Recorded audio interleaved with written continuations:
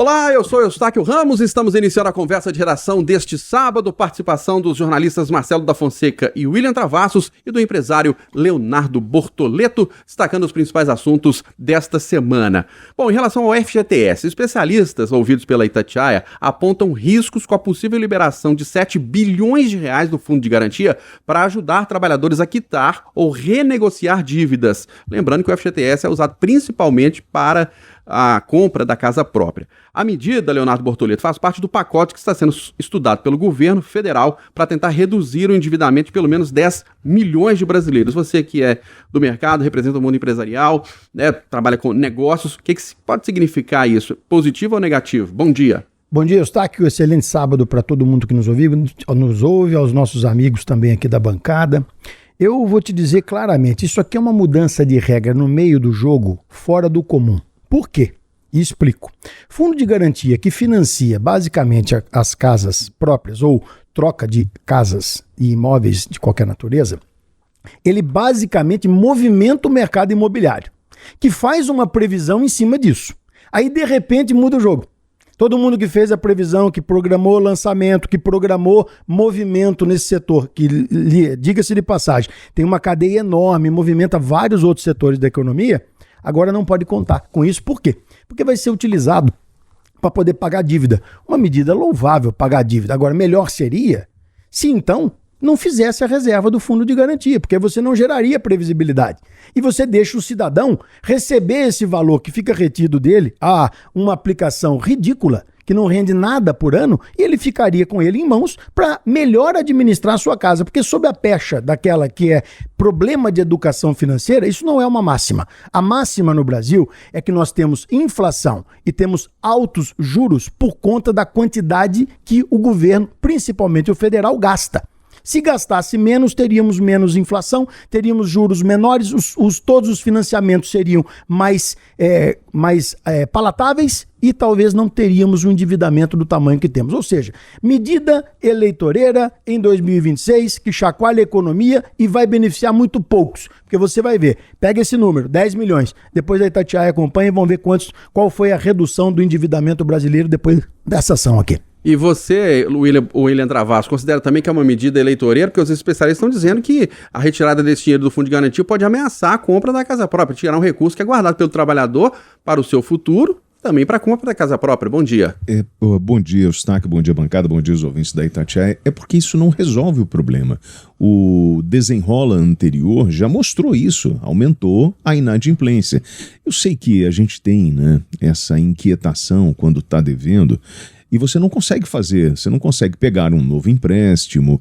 O que a gente tem que mudar na mentalidade, né, do sujeito que hoje está endividado é assim, dizer para ele, cara, você precisa se reorganizar. Aí ele vai mandar e vai... A real é o seguinte, cara, mesmo eu me organizando, eu não consigo pagar minhas contas, eu não consigo sobreviver. E aí a gente vai bater na tecla do Bortoleto, que fala o seguinte, olha, juros altos, o país não é um país justo, e você tem um empobrecimento da população, que acaba se endividando. E aí o que o governo faz? Ele joga dinheiro nosso, né, no mercado, ele vai resolver parte do problema hoje, vai agradar uma parcela da população, consegue voto, e lá na frente vai acontecer a mesma coisa. Vai aumentar o número de inadimplentes, porque a gente não resolveu o problema dos juros. A gente não resolveu o problema do custo Brasil. Então, ano de eleição, Eustáquio, isso é uma vergonha, porque esses caras, eles desrespeitam o nosso dinheiro, usando de forma irresponsável com medidas eleitoreiras. Agora, não é legal você imaginar que uma pessoa vai acabar com a sua dívida ou diminuir sua dívida? Sim, todo mundo quer, mas a gente precisa mostrar para o cara que, assim, hoje você está sendo a pagar a sua dívida para consumir mais, para sustentar o desgoverno que nós vivemos. Você concorda, Marcelo da Fonseca, que é um estímulo ao consumo e o consumo irresponsável e também ameaça o dinheiro que está guardadinho lá no FGTS? Bom dia. Concordo em partes, viu, Eustáquio? Bom dia, Eustáquio. Bom dia, amigos do Conversa. Bom dia a todos os ouvintes. Um ótimo sábado a todos. É uma medida eleitoreira, né? Como a gente vê se repetir todo o ano eleitoral. Eu acho que governo com popularidade em baixo em ano eleitoral é um perigo para o país, tanto para a economia quanto para vários outros setores da administração pública. Agora, me traz até curiosidade, porque o próprio ministro Luiz Marinho, né, o ministro do Trabalho, que anunciou essa possível medida, ele criticou muito o uso do FGTS, por exemplo, no saque aniversário. Ele passou 3 anos no governo criticando muito o uso do FGTS para outros fins. E agora apresenta essa solução para o presidente Lula, porque o presidente Lula está percebendo que está com a popularidade embaixo, está vendo o senador Flávio Bolsonaro crescendo nas pesquisas e precisa atacar o endividamento das famílias. Então, eu concordo com todos esses pontos. Agora, eu acho que o Brasil precisa sim discutir algumas ações para usar melhor o FGTS. Como o Bortoleto lembrou bem, é um dinheiro que praticamente não tem rendimento. Né, um dinheiro que fica parado e que o trabalhador precisa usar quando está numa situação de aperto financeiro, quando está desempregado, ou quando quer, né, conseguir quitar alguma aquisição imobiliária.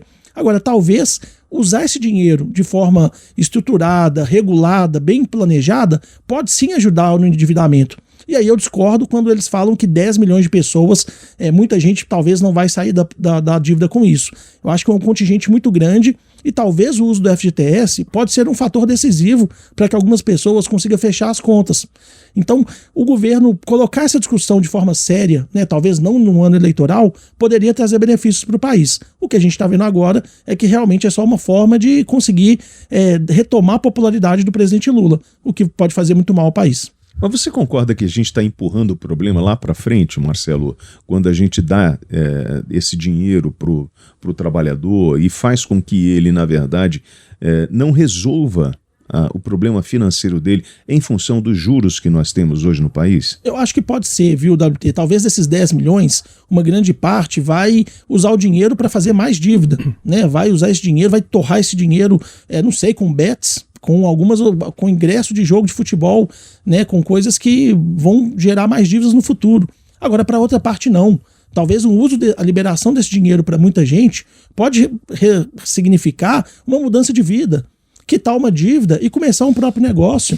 Pode significar pagar uma dívida de um aluguel atrasado e essa pessoa vai conseguir ter autoestima para voltar a trabalhar, sabe? Então, eu tenho dificuldade, às vezes, de fazer essa crítica de que a gente está empurrando só para frente. Porque, para muita gente, um dinheiro a mais no fim do mês pode ser um divisor de águas. É difícil a gente saber exatamente o impacto disso na vida das pessoas. Não é muito difícil de saber. Vou te explicar por quê, mas assim, eu vou reforçar a sua teoria e concordo com você de que para algumas pessoas, além de ser importante, pode até ser vital. Por quê? Porque nós temos um juros absurdo e se ela consegue quitar uma dívida, ela para de pagar esses juros e cessa. Agora, não é difícil de medir, é fácil. Você pega os 10 milhões que estão anunciando. Esses 10 milhões não são para poder atingir 10 milhões de pessoas.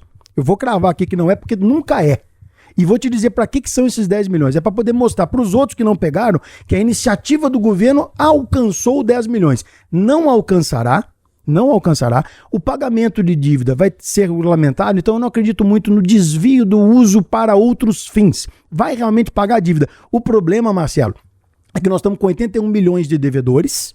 Não vai mudar em nada a régua da economia. Mas é um ato publicitário dizer que há uma iniciativa do governo para alcançar 10 milhões de brasileiros. Não alcançarão, não será isso, faz cosquinha no mercado como um todo e atrapalha muito o mercado imobiliário. Agora, Bortoleto, eu entendo que essa medida para 10 milhões não vai resolver o problema todo. Agora, o governo pode começar a discutir várias medidas que talvez vão ajudar a atingir um número maior de pessoas.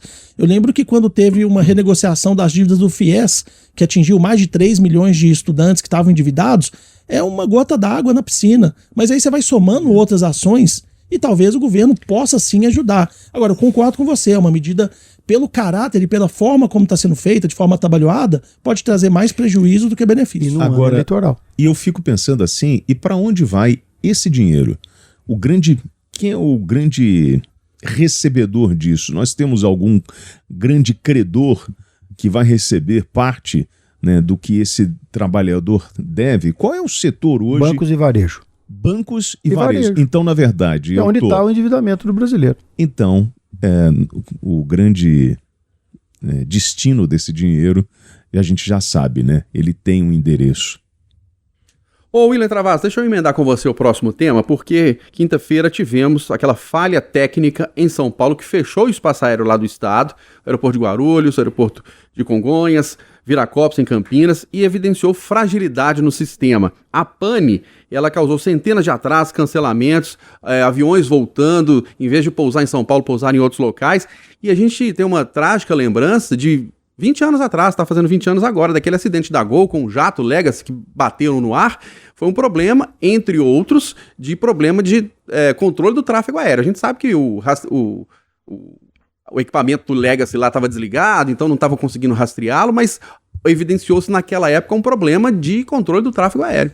E aí o ministro, que está um pouco mais de uma semana, falou assim, nós tivemos um problema técnico, né, vamos avaliar, e eu até brinquei aqui na Itatiaia, brinquei não, desafio o ministro a fazer o seguinte, senhor, por favor, o senhor vai filmar, porque o governo federal é bom em propaganda, o senhor vai filmar o problema técnico.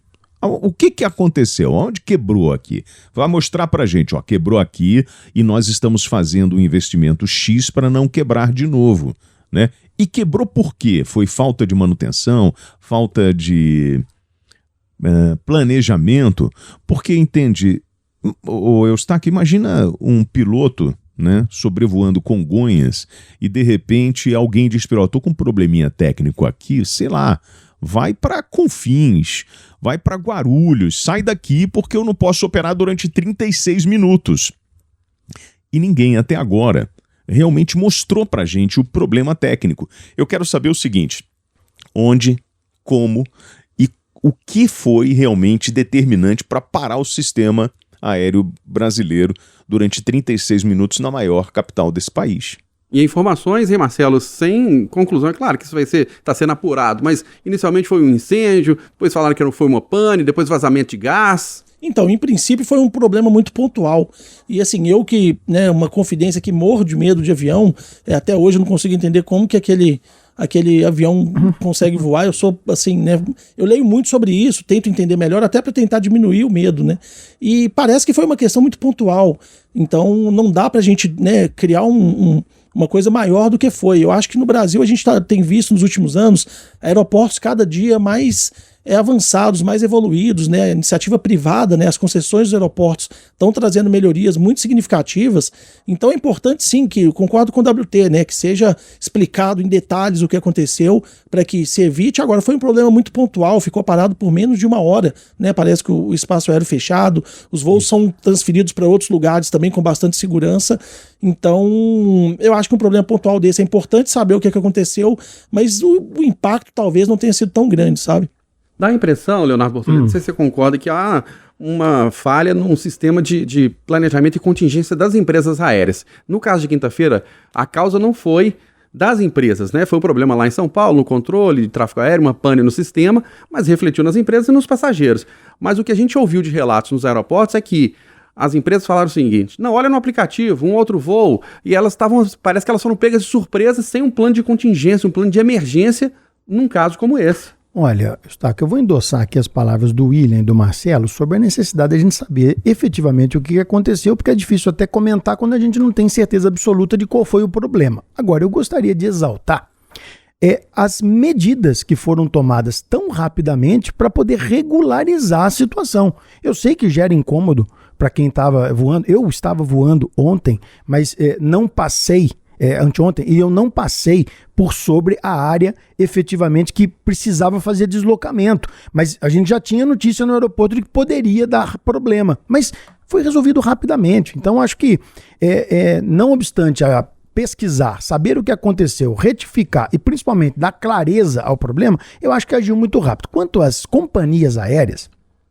eu não sei se é problema de contingência ou se é efetivamente algo muito grave pela concentração de voos em São Paulo. E aí realmente é difícil de você conseguir resolver o problema. A nossa malha aérea hoje, ela é difícil não passar por São Paulo, por Confins ou por Brasília, a verdade é essa, então toda hora, e mais ainda em São Paulo. Então eu acho que dentre os males apresentados, eu acho que foi resolvido num espaço de tempo adequado. Bortoleto, 36 Sim. minutos é um voo de São Paulo para o Rio, né, de Congonhas para o Santos Dumont. Isso não é rápido, amigo. Não, para resolver um problema, não. Eu acho. Não, eu tenho que ter um backup. Eu tenho que ter um backup.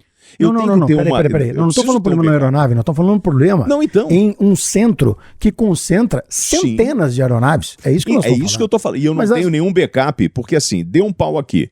Eu não sei o que foi. Então, é isso que eu estou falando. Dizendo. Então, aí a gente vai chegar no ponto que eu acho que é importante.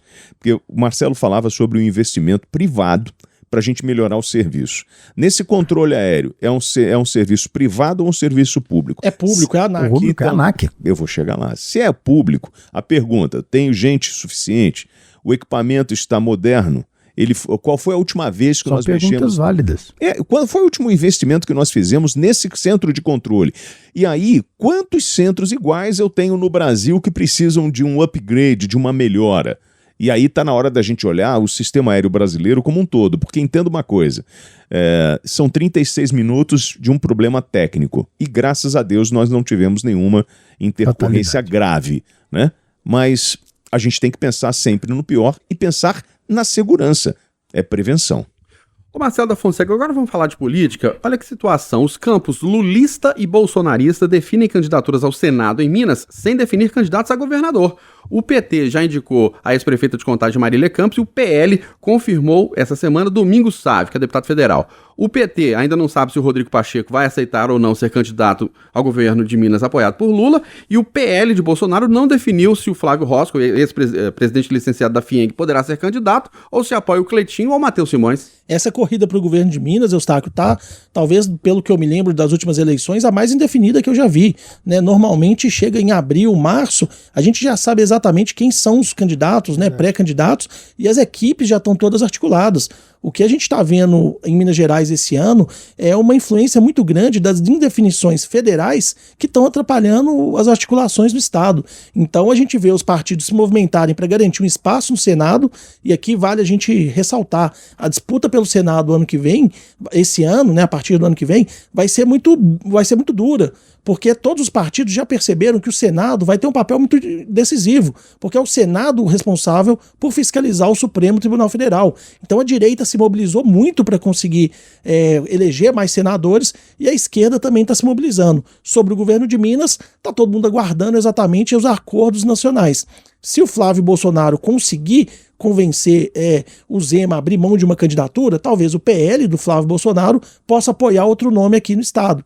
Se o Lula conseguir convencer o Rodrigo Pacheco a se lançar, a esquerda vai ter uma opção, né? Se não tiver o Pacheco, vai ter que fazer todo um outro esquema. Então é impressionante como que, faltando menos de 6 meses para a disputa pelo governo de Minas, são tantas definições até sobre nomes de cabeça de chapa. Ô William Travassos, você considera que isso é por causa de articulação política ou essa indefinição, essa demora, é porque faltam nomes de peso, vamos dizer assim? Eu acho que é uma estratégia principalmente do Rodrigo Pacheco. Eu acho que isso tá na mão dele, isso, né? E ele não está se desgastando antes do tempo, ele vai empurrar isso ao máximo, e aí, enfim, claro que tem as suas articulações, mas a peça central para essa disputa do governo de Minas Gerais, eu acho que está em torno do nome do Rodrigo Pacheco.